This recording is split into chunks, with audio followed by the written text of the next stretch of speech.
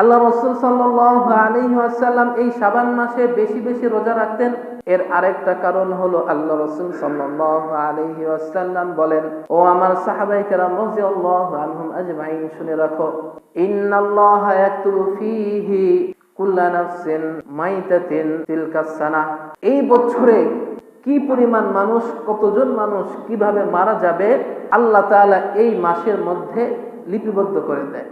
এই যে এই বছর 2026 সাল, এই 2026-এ কতজন মারা যাবে, কিভাবে মারা যাবে, কোথায় মারা যাবে, এটা আল্লাহ তাআলা লিখে দেয়।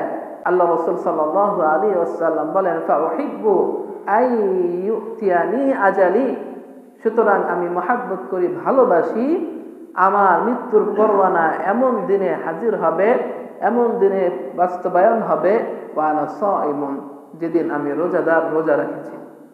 এজন্য আল্লাহ রাসূল সাল্লাল্লাহু আলাইহি ওয়াসাল্লাম শাবান মাসে বেশি বেশি রোজা রাখতেন এবং তার সাহাবায়ে কেরাম রাদিয়াল্লাহু আনহুম আজমাইনকে বেশি বেশি রোজা রাখার নির্দেশ দিতেন।